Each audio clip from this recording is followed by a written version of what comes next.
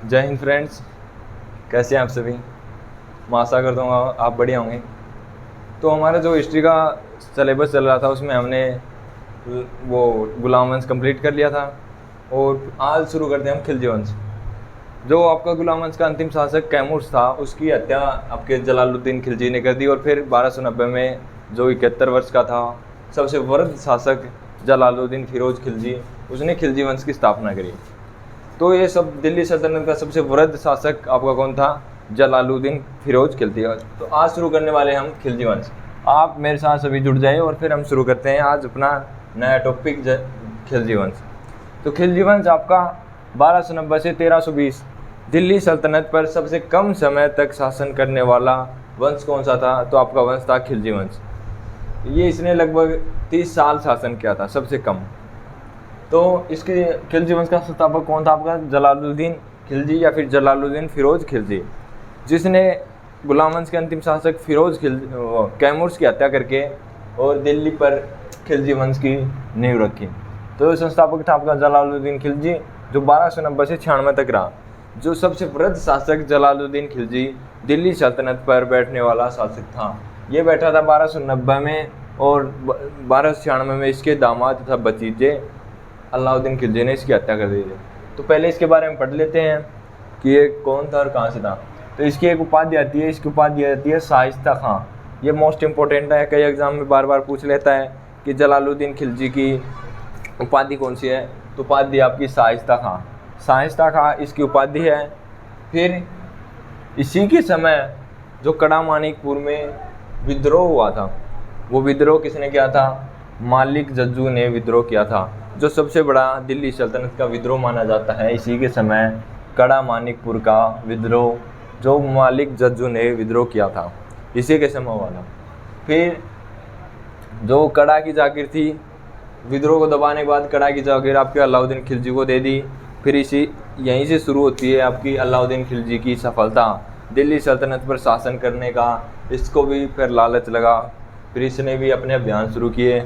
इसको बिना बताए जलालुद्दीन खिलजी को इसने कई अभियान किए। जब इसको पता चल जाता है तो ये माफ़ी मांगता है और फिर अकेले में बुलाकर और इसकी हत्या कर देता है। तो आगे पढ़ेंगे हम अलाउद्दीन खिलजी की, जब इसकी मृत्यु करेंगे तब। तो अभी जलालुद्दीन के दो पुत्र थे, एक था इब्राहिम खान एक खाना और एक था अरकली खां। जलालुद्दीन के दो पुत्र थे, पहला पुत्र था इब्राहिम खां, दूसरा अरकली खां। इसकी उपाधि है खान ए खाना। खान ए खाना आगे भी आएंगे हम। अकबर के जो दरबारी कवि रहीम खाना के बारे में पढ़ेंगे, वहीं पर आएगा रहीम खान ए खाना। तो इब्राहिम खान ए खाना ये इसकी उपाधि है। दूसरा पुत्र था अरकली खां, ये इसके दोनों पुत्र थे। फिर पढ़ेंगे हम जलालुद्दीन के दरबारी कवि। इसी में आता है एक आपका अमीर खुसरो। इसको भारत का तोता कहा जाता है। तो अमीर खुसरो ने कुछ बुक लिखी, जैसे तुगलकनामा, कव्वाली, गज़ल, पहेली, सितार। जो इसकी मोस्ट इम्पोर्टेंट बुक थी वो थी तुगलकनामा।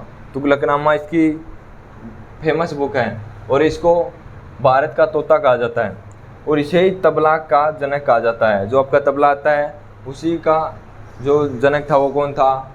आपका था अमीर खुसरो। ये मोस्ट इम्पोर्टेंट है, ये एग्जाम में पूछ लेता कई बार कि तबला के जनक कौन है, और चार ऑप्शन में एक ऑप्शन दे देगा अमीर खुसरो। तो आपको राइट आंसर कौन सा करना है? अमीर खुसरो, तबला का जनक। और तुगलकनामा, कव्वाली, गज़ल, पहेली, सितार, इन्हें की रचना की थी इसने अमीर खुसरो ने। फिर जो अमीर खुसरो था इसने 8 शासकों का शासन देखा था। जो 8 शासकों का शासन देखने वाला जो आपका क्या कह सकते हैं कवि या फिर लेखक कौन था? तो वो था आपका अमीर खुसरो। इसने 8 शासकों का शासन देखा और इसके गुरु कौन था? निजामुद्दीन औलिया। उसने 7 शासकों का शासन देखा। तो 8 शासकों का शासन देखने वाला प्रथम कवि कौन था? या फिर इतिहास में अकेला यही था जिसने 8 शासकों का शासन देखा। ये 8 शासकों के दरबार में रहा था। तो ये इम्पोर्टेंट आ जाता है, एक तो ये इम्पोर्टेंट और एक ये इम्पोर्टेंट, दोनों इम्पोर्टेंट हैं। तो आपको इनको याद कर लेना है कि 8 शासकों का शासन किसने देखा था? तो अमीर खुसरो ने। इसको तोता ए हिंद भी कहा जाता है। तोता ए हिंद किसको कहा जाता है? तो आपका कहा जाता है अमीर खुसरो को। अमीर खुसरो का गुरु कौन था? निजामुद्दीन औलिया। निजामुद्दीन औलिया था आपका गुरु अमीर खुसरो का। इसने देखा था 7 शासकों का शासन देखा था इसने, और अमीर खुसरो ने देखा था 8 शासकों का शासन। तो आपका ये दोनों इंपॉर्टेंट बन जाते हैं। कई बार कंफ्यूज करने के लिए पूछ लेता है कि 7 शासकों का शासन किसने देखा, तो आपका निजामुद्दीन औलिया। 8 शासकों का शासन किसने देखा, तो अमीर खुसरो ने। यह आपको इंपॉर्टेंट याद कर लेना है। और अब कई बार पूछ लेता है एग्जाम में कि तबला के जनक कौन है, तो आपका अमीर खुसरो जाएगा। तोता हिंद किसे कहा जाता है, अमीर खुसरो को। तो ये आपके 3 क्वेश्चन यहाँ पर से बन जाते हैं। हर एग्ज़ाम में यहाँ से लगभग 1 क्वेश्चन पूछा जाता है। तो आपका हिस्ट्री में 1 क्वेश्चन ये पक्का हो गया, यहाँ से ज़्यादा चांस है। फिर आपका आता है 1296 में जलालुद्दीन की हत्या कर देता है। जलालुद्दीन की हत्या कौन करता है, आपका करता है अलाउद्दीन खिलजी। इसको अकेले में बुला लेता है कि मैं आपको कुछ बात करनी है। ये अपने अंगरक्षक को पीछे खड़ा करके और फिर आगे आ जाता है, और वहीं पर अलाउद्दीन खिलजी जलालुद्दीन की चाकू घोंपकर और इसकी हत्या कर देता है। तो 1296 में इसकी हत्या कर देता है। और ये सबसे वृद्ध शासक था। जो दिल्ली सल्तनत पर बैठने वाला शासक कौन था, आपका जलालुद्दीन खिलजी। ये 71 साल का हुआ तब ये दिल्ली सल्तनत की 1290 में गद्दी पर बैठा था। जो आपका जलालुद्दीन था ये 1290 में 71 साल का सबसे वृद्ध शासक बैठा था। फिर जो आपका देवगिरी अभियान किया था तब इसकी हत्या कर दी जाती है आपकी जलालुद्दीन की। तो फिर यहीं से शुरू होती है आगे आपके सबसे मोस्ट इम्पोर्टेंट शासक अलाउद्दीन खिलजी। अलाउद्दीन खिलजी को बहुत सारी उपाधियाँ मिली। ये बैठा था 1296 में दिल्ली की गद्दी पर बैठा, और 1316 में इसकी मृत्यु हो जाती है। तो ये आपका आता है अलाउद्दीन खिलजी। इसका बचपन का नाम था अली गुरसस्य इसका बचपन का नाम था। फिर इसके अन्य नाम भी हैं, जैसे द्वितीय सिकंदर। इसको द्वितीय सिकंदर क्यों कहा जाता है, जिस प्रकार सिकंदर ने पूरे विश्व को जीतने की कोशिश की, उसी प्रकार इसने भारत को पूरे जीतने की कोशिश की। तो इसको इसलिए अन्य नाम कहा जाता है। इसका अन्य नाम द्वितीय सिकंदर, सिकंदर ए सानी, या फिर युग का विजेता, या अमीर उल मोहम्मदीनी। तो ये इसी की अन्य उपाधियाँ ये चारों, द्वितीय सिकंदर, सिकंदर ए सानी, युग का विजेता, अमीर उल मोहम्मदीन।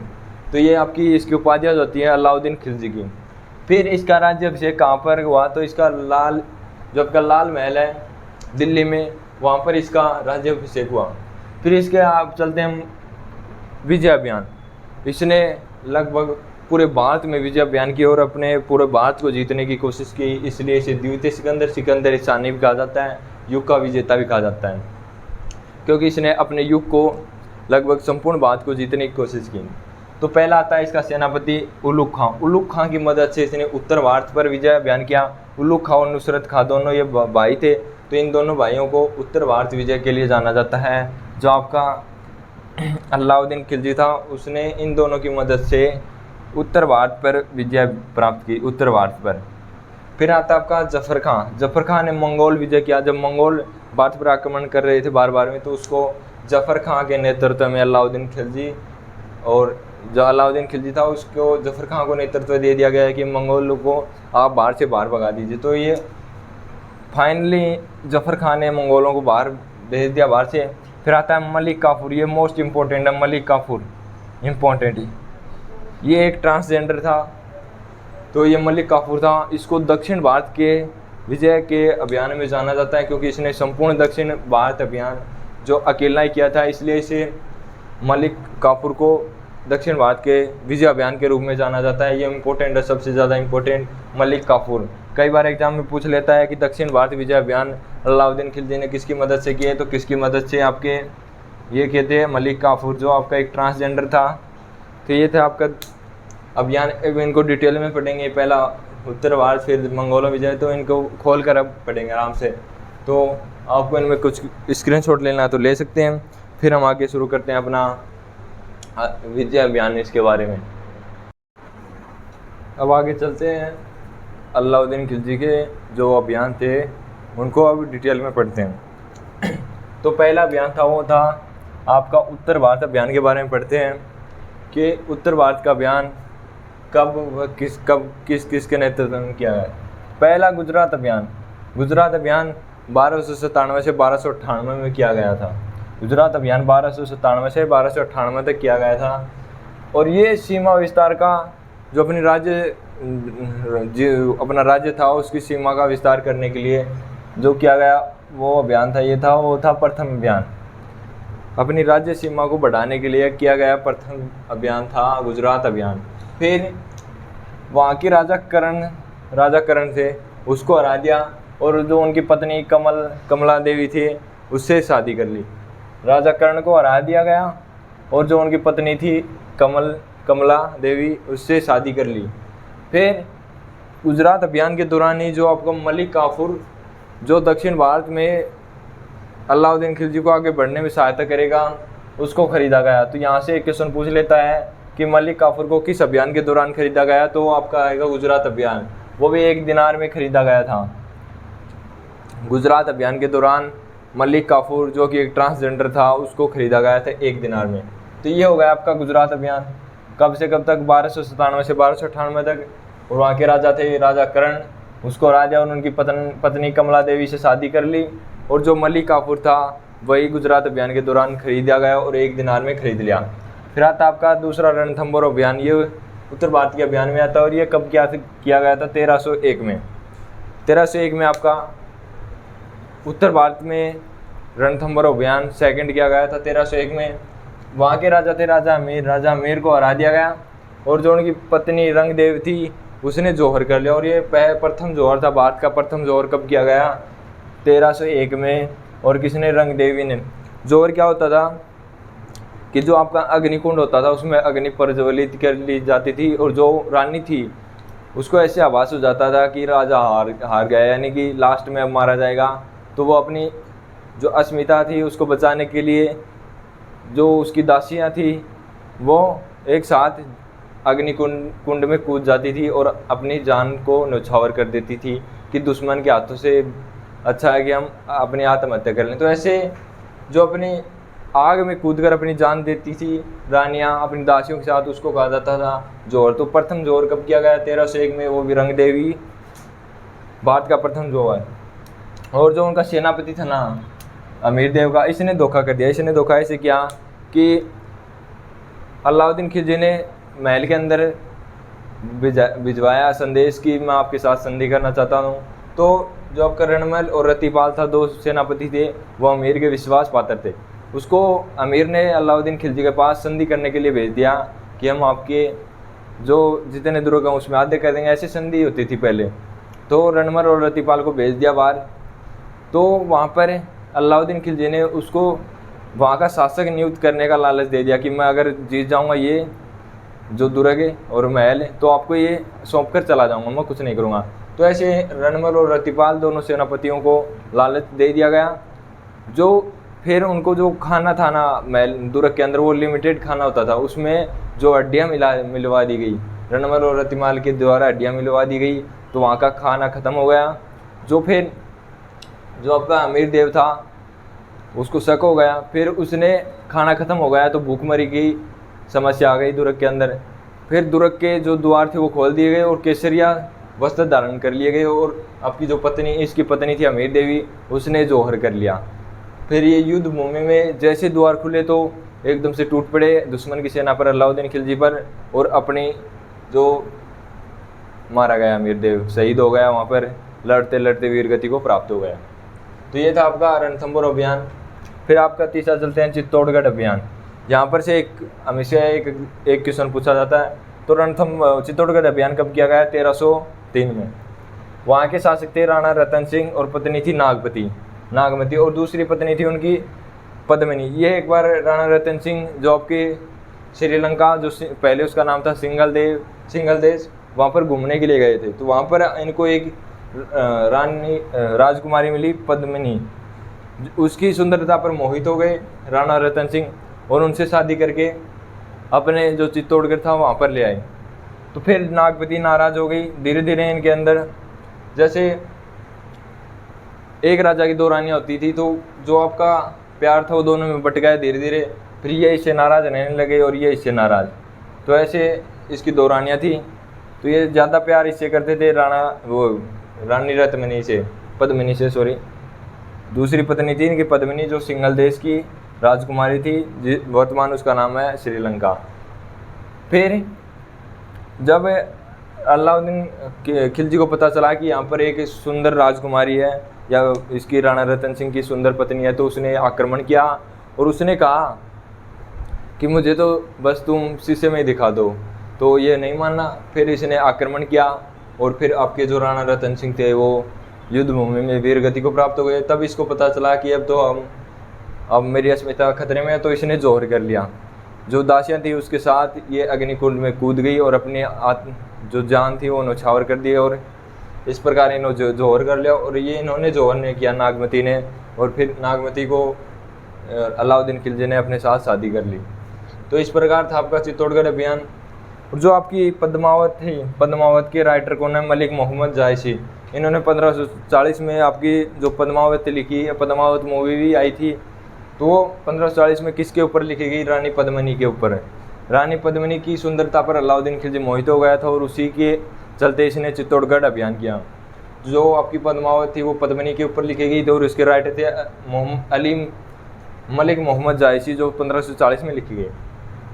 इसके 200 सेनापति थे, गोरा और बादल। एक बार अलाउद्दीन खिलजी इसको कैद करके अपनी जेल ले गया, तो गोरा और बादल ने अपनी जो रानी थी इनकी माता के समान, उससे वादा किया कि मैं आपके जो महाराज हैं उसको वापस लेके आऊँगा। तो ये एक बार जेल के अंदर चले जाते हैं और जो राणा रतन सिंह है इनको फूलों की टोकरी में बैठाकर वापस ले आते हैं, लेकिन फिर वापस इसको पता चलता है तो इसकी हत्या कर देता है। तो इस प्रकार आपका चित्तौड़गढ़ अभियान भी कंप्लीट होता है। फिर चलते हैं अगले, मालवा अभियान।